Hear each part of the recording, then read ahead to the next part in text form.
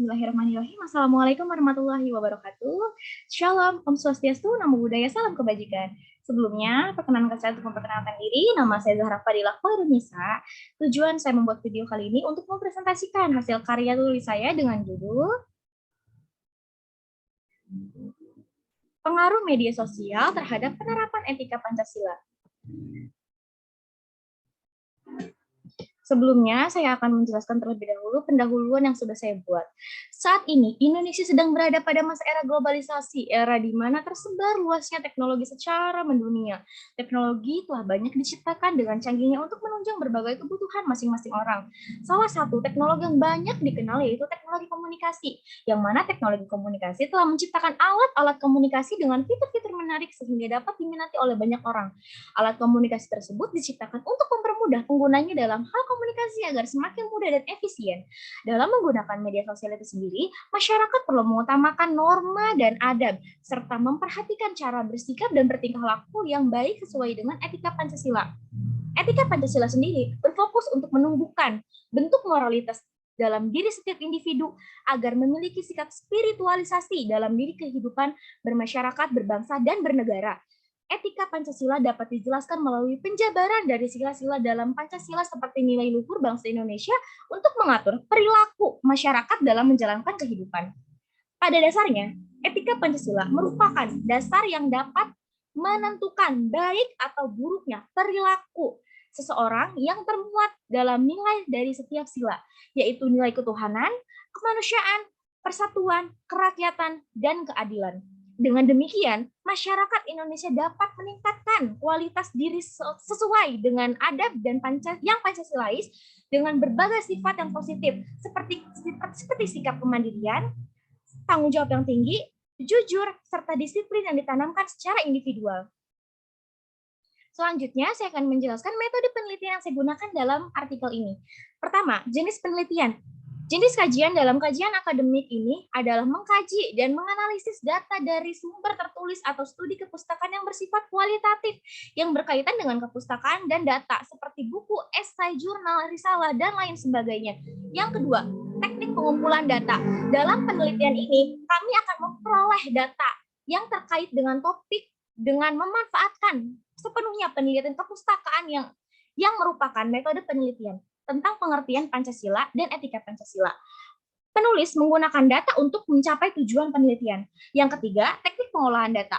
Penelitian ini menggunakan teknik deskripsi analitis. Deskripsi analitis mendeskripsikan data yang ada, baik data premier maupun data sekunder, dan menganalisisnya untuk menghasilkan kesimpulan dan atau validasi. Selanjutnya yaitu kajian pustaka. Di dalam kajian pustaka ini saya menulis pengertian Pancasila menurut para ahli. Yang pertama, Pancasila menurut Insinyur Soekarno.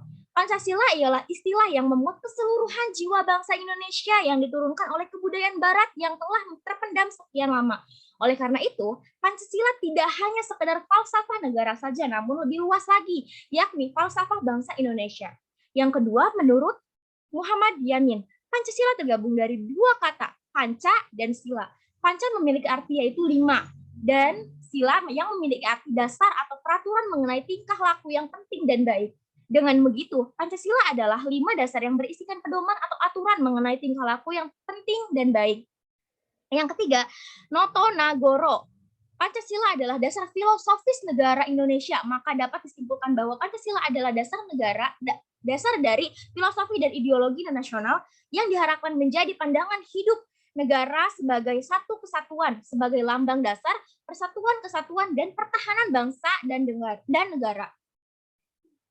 Selanjutnya yaitu hasil dan pembahasan. Tidak dapat dipungkiri bahwa penggunaan media sosial atau yang lebih dikenal dengan kata medsos sudah merajalela dan tersebar luas pada semua kalangan dari sejak lama. Dan tidak dapat dipungkiri pula bahwa penggunaan media sosial kini sudah menjadi salah satu kewajiban untuk dimiliki semua orang.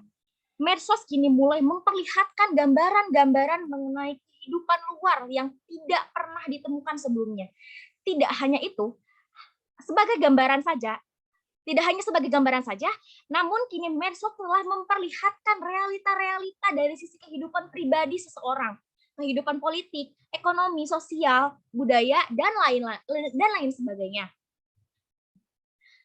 Dengan terlihatnya realitas tersebut, biasanya akan timbul suatu pengaruh-pengaruh positif dan negatif pada penggunaan media sosial masyarakat Indonesia. Namun, pengaruh tersebut biasanya dikatakan positif apabila fungsi yang digunakan secara baik dan tidak bersinggungan dengan etika Pancasila. Sebaliknya, pengaruh medsos dapat dikatakan negatif jika hal itu bersinggungan dengan etika Pancasila dan di mana etika Pancasila sendiri mengandung nilai kebaikan yang terstruktur dari sila pertama hingga sila kelima. Nilai tersebut mencakup nilai ketuhanan, kemanusiaan, persatuan, kerakyatan, serta keadilan. Maka dari situ masyarakat Indonesia perlu memperlihatkan pengaruh positif dan negatifnya dari penggunaan medsos. Apakah itu bersinggungan atau tidak dengan Pancasila?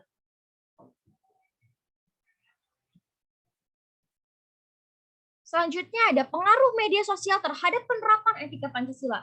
Yang sudah kita ketahui bahwa Pancasila merupakan sesuatu hal yang penting jika diterapkan dalam kehidupan sehari-hari, termasuk dalam penggunaan media sosial. Jika dilihat dari seksama, hampir seluruh negaranya sudah menggunakan media sosial.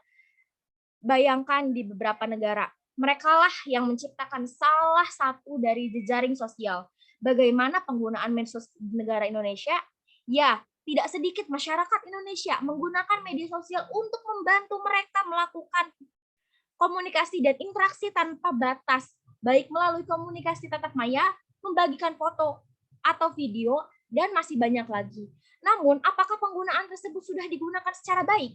Yang kita tahu, pengaruh-pengaruh medsos justru banyak mengundang mempermasalahan dan banyak pula bersinggungan dengan etika Pancasila. Berikut pengaruh positif yang didapatkan dari media sosial terhadap penerapan etika Pancasila.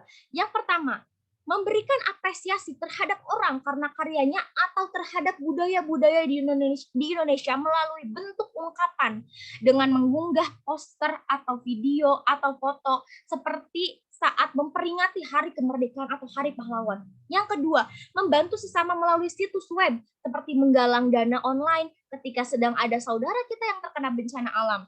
Yang ketiga, sebagai wadah untuk mengeluarkan aspirasi atau pendapat terhadap pemerintah, karena saat ini pemerintah sudah memiliki akun media sosial sesuai bidangnya. Pengaruh ini merupakan penerapan dari etika Pancasila sesuai dengan nilai kemanusiaan, persatuan, dan kerakyatan, di mana bentuk apresiasi tersebut, di mana bentuk apresiasi terhadap budaya sendiri merupakan bentuk dari nilai persatuan, membentuk sesama merupakan bentuk dari nilai kemanusiaan, dan mengeluarkan pendapat kepada pemerintah merupakan bentuk dari nilai kerakyatan. Pengaruh negatif, adanya provokasi yang dilakukan oleh oknum-oknum tertentu yang dilakukan secara individu maupun kelompok dengan menjelek-jelekan sesuatu hal sehingga mengundang banyak orang untuk ikut membenci. Provokasi ini bisa dilakukan dengan membuat video dan membagikannya melalui jejaring sosial, memiliki sosial media pribadi ataupun milik kelompok tertentu. Melakukan bullying terhadap orang lain dengan mencela, menghina, mencibir seseorang karena kekurangan atau perbedaan, seperti korban tersebut memiliki kekurangan fisik atau korban memiliki perbedaan ras, agama, budaya, sehingga timbul pemikiran-pemikiran jahat untuk melakukan bullying melalui hate space. Ketiga, media sosial dijadikan sebagai tempat untuk melakukan tindakan kejahatan seperti penipuan, pencurian data diri untuk disalahgunakan. Terakhir, membuat dan menyebarkan berita buruk atau berita hoax yang ditujukan untuk negara dan daerah-daerahnya yang bertujuan untuk mengadu domba agar negara atau antar masyarakat saling membenci. Pengaruh-pengaruh tersebut akan bersinggungan dengan etika Pancasila yang mengandung ajaran moral yang baik karena keempat pengaruh di atas tidak menunjukkan penerapan kedua nilai Pancasila tersebut. Melakukan provokasi, bullying, dan tindak kejahatan merupakan sikap yang sangat jauh dari etika baik yang ada di dalam nilai Pancasila. Nilai kemanusiaan bahwa setiap individu berkewajiban memiliki sikap adil dan beradab. Tidak nilai persatuan bahwa perbedaan bukan menjadi penghalang untuk kita bersatu, baik perbedaan suku, budaya, ras, agama, karena kita negara yang memiliki keanekaragaman. Kesimpulannya, Etika Pancasila berfungsi untuk mengatur segala tingkah laku baik adab, akhlak, dan budi pekerti. Yang mana hal ini ada pada nilai-nilai Pancasila yang harus diterapkan dalam kehidupan sehari-hari termasuk dalam penggunaan media sosial dengan memilah dan memilih baik buruknya pengaruh dari penggunaan media sosial terutama terhadap penerapan etika Pancasila. Penggunaan media sosial memiliki pengaruh baik dan buruk terhadap penerapan etika Pancasila karena menggunakan media sosial perlu memperhatikan terlebih dahulu nih baik atau buruknya pengaruh yang akan terjadi bagi kehidupan dan sebaiknya itu tidak bersinggungan dengan etika Pancasila. Itulah tadi penjelasan sedikit dari saya mengenai pengaruh media sosial terhadap penerapan etika Pancasila. Sekian dari saya. Wassalamualaikum warahmatullahi wabarakatuh.